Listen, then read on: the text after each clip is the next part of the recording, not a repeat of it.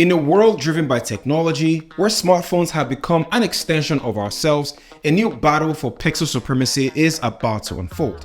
Today, we're pitting the new Google Pixel 7a against its older sibling, the Google Pixel 7. Now, this is not just a comparison, it's a story of innovation, fierce competition, and a quest for the ultimate smartphone experience. Now, even though there are little differences between these two phones, as the video continues, they get bigger and they get bigger. So in this envelope, I have the biggest feature that will change the outcome of this video, and I will reveal it all at the end, so stay tuned. So let's explore these two devices, and by the end of this video, we clearly understand which is the right choice for you. So let's get started. Hey guys, my name is KJ Awas, and at first glance, these two phones look identical, which isn't a big surprise because the A series Pixel phones look similar to the flagship devices with a few notable iterations. These little things set them apart, and some may like it and some may hate it.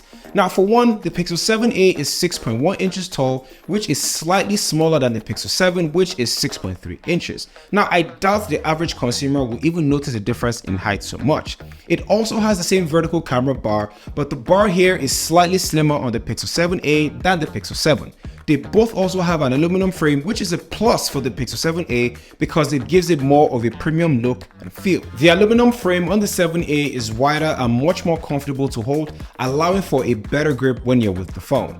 Now, where the difference is clear is the back. Now, the Pixel 7 has a glass back, a Gorilla Glass Vic just to be exact, while the 7a has a plastic back, which screams mid-range device. But for the life of me, I cannot tell the difference at all. Now, if you gave a stranger to tell you which was glass or which was plastic, they won't really know. So this should not deter your decision based on this difference. Now, the color choices are different, and I think the Pixel 7a nailed it better than the 7. It comes in the usual black and white, but the new blue and the new red are out of this world, and if you base your decision based on these colors, I won't even be mad. I actually think you did the right thing.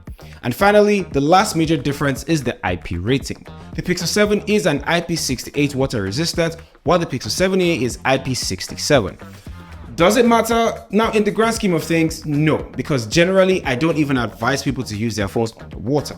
Now, you never know what might happen, so just be on the safe side. The difference in the display is noticeable by just looking at the front. The bezels on the 7a are much more prominent and scream, "This is a mid-range phone."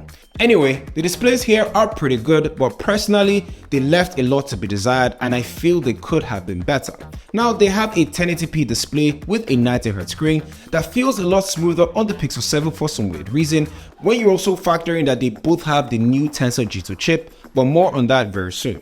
Now, where the Pixel 7 has the upper hand is with its brightness. With a peak brightness of 1400 nits to the Pixel 7a's 1000 nits, the difference is very clear and very noticeable. Now, the month of May is already here, which means summer is about to begin, so that 1400 nits on the Pixel 7 will come in handy. The fingerprint scanner on the 7a reminds me of the Pixel 6. It's functional, but it takes a few tries to unlock the phone, and don't even get me started on Face Unlock, which is just terrible on the 7a. I wouldn't exactly recommend that, especially if you're a person of color. Now, when it comes to performance, like most smartphones in 2022 and 2023, it's not entirely bug-free, and it does have occasional glitches here and there, but with software updates that have been occurring on the Pixel 7, most of these have been ironed out and you get a phone that runs smoothly, and this applies to the Pixel 7a. Both these phones won't give you the highest of benchmark scores, so if you're a user and you want the best of the best for mobile gaming, then the Pixel 7 and the 7a might not be the phone for you. However, performance is great. RAM management works well. I can open apps and come back later in a couple of hours and the apps will still be there and they'll be opened pretty quickly. Now, even taking pictures is pretty much straightforward. Now, where it falters is with its cooling system. It does get warm sometimes even worse on the Pixel 7a than the 7 when you're texting or you're playing games or you're just watching a lot of videos. It's nothing too crazy, but it does get uncomfortable after a while. Now, when it comes to software, this is what the Pixel devices are really known for. Google is a software company, and it is no surprise they have leaned very hard into what they're good at. Now, don't get me wrong, this will not beat the likes of the iPhone or even the Galaxy S23 in terms of power, but the integration with Android 13 makes this one of the smoothest phones you can use right now.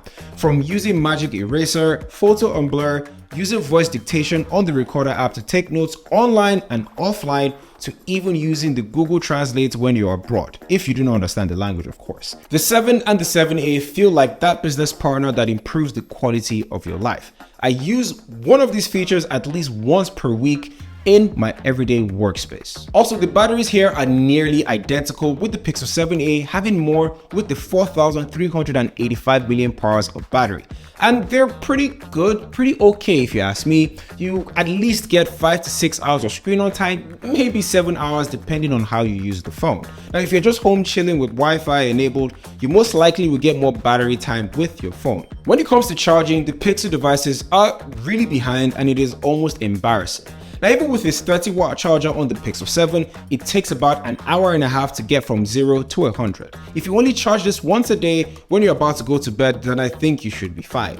Now, the Pixel 7a is even worse with only 18 watts, which takes a lot of time and is honestly one of the worst things about the phone. Now, you know it's not a Pixel video if we do not talk about the cameras, and we have new cameras on the Pixel 7a.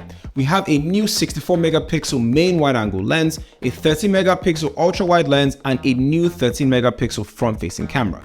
But looking at them side by side, it's really hard to tell the difference or even decide which is better. They are both great in terms of color balance and color accuracy. The dynamic range is also good, and it also has that real tone which gets my exact skin tone as a black person. Now, I don't stress that enough because iPhones or even the Galaxy S23s and the Ultras either make me look a lot darker or even make me look orange, which is very annoying. Low light photos or nighttime shots are also great. I still believe Google is the king of photography, and that is not changing anytime soon. Video, on the other hand, though, needs improvement, especially with other brands improving the quality of their video. Now, while it's not bad, it's not exactly great. To the people that reached the end of this video, the reason that we are all here, there is one more reason that may change the outcome of this video, and it is all in my secret stash. So let us open the envelope and reveal the answer. Now, finally, the one reason or the one thing that may change the outcome of this video is the price. The price is the single reason you're going to change your mind. The Pixel 7a is $449, while the Pixel 7 can be bought for the exact same price at some certain retail stores, like Best Buy, for example. Now, I'm still struggling to understand Google's pricing strategy. Now, the 7a might be the new thing in town with the new colors and whatnot, but when it comes down to it, the Pixel 7 is the better phone overall. So that's been it. Thank you guys for watching this video, and if you liked what you saw and you found any value, consider liking the video and consider subscribing to the channel. My name again is KJOS, and I will catch you guys in the next one where we talk all things tech.